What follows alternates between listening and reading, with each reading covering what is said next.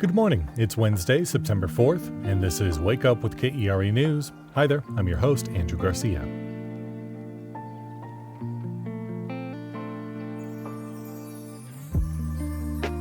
There's still a good chance of rain this morning, but it'll likely clear up by the afternoon.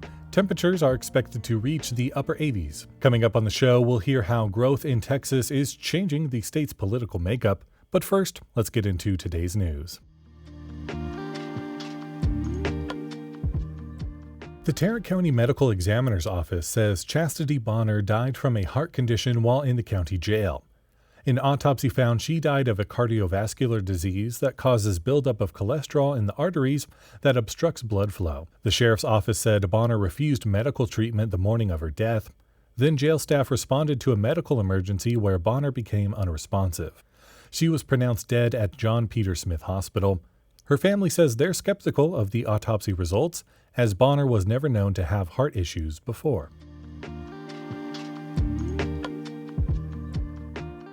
A Denton County representative proposed a delayed start to the school year to cut down on electricity costs.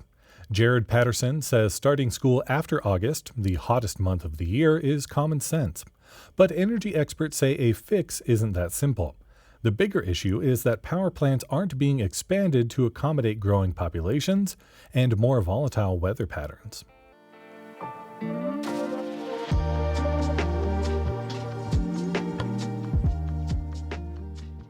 Rapid population growth is changing the electoral map in Texas. Counties that have been Republican strongholds for decades are becoming more purple with the influx of new people.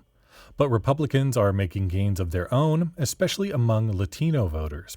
As KERA's Pablo Arauz-Peña reports, analysts say the state has grown a lot since the last presidential election, and it's changing how people vote.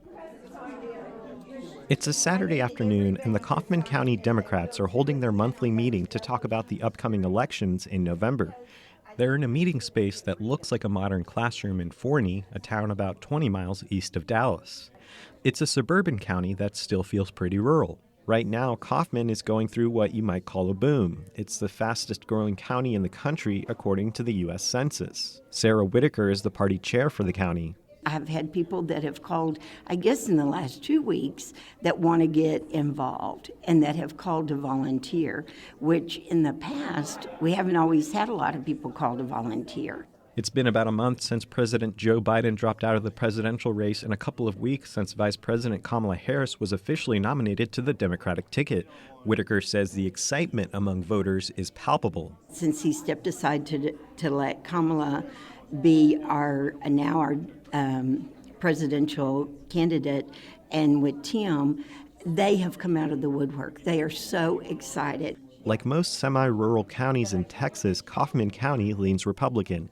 The last time the county went to a Democratic presidential candidate was in 1980. But according to the most recent general elections, Democrats have been a growing presence here, driven by the influx of people moving to the state for job opportunities. And what that's tended to do is made these places more competitive electorally than they were in the past. Joshua Blank is a researcher with the Texas Politics Project at UT Austin. And really, as someone who watches Texas election campaigns, the suburbs really is where the most competition is taking place right now. That's why Democrats like Whitaker are hopeful they can make gains this fall. But in the bigger metro areas, it's Republicans who are making gains with the fastest growing demographic in the state, Latinos. Just a 20-minute drive down the interstate from Forney, dozens of shoppers are at Garibaldi Bazaar in East Dallas to buy all kinds of things from Latino-owned businesses. Things like discount clothes, musical instruments, food, and even a haircut. Humberto Gutierrez Vasquez is the owner of La Perla restaurant at one of the corners of the market. He says he's voting for Trump this fall. Pues Trump es bueno porque es un candidato que sabe cómo de economía. Vasquez says Trump is a good candidate because he knows about the economy and that's why he has money.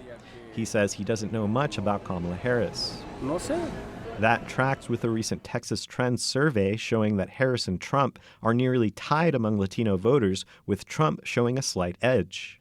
Mark Jones is one of the survey's authors. He says it's working-class immigrants like Vasquez who have lived in the country for years and are registered to vote that are increasingly turning out for Trump and the Republicans. Historically, Republicans in Texas have won 35 to 40% of the Latino vote, but that's been inching up where Republicans are increasingly deadlocked with Democrats for Latinos voter support. So Joshua Blank, the researcher at UT Austin, says it's not likely that Texas will go for Harris this election, but... It's not impossible to imagine Democrats winning an election here in Texas at some time in the not-too-distant future. He says the circumstances would have to align just right for the state to turn blue. That was KERA's Pablo Arauz-Peña.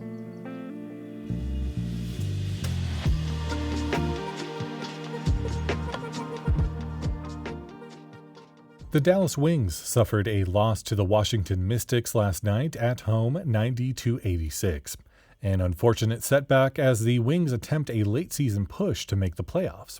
Heading into the final month of the WNBA regular season, all but one of the 8 playoff spots are spoken for, setting up what will be a tense 4-team race for that final spot between the Wings, Mystics, Atlanta Dream, and Chicago Sky. With their loss last night, the Wings dropped to last in the 4-team battle, but they remain only 2 games out of the final spot with lots of basketball left to play. Dallas will look to bounce back on Friday as they take on the Dream in Atlanta. And check out the Friends of Lakewood Library's annual book sale going on today through Saturday. For more information, visit kera.org/calendar.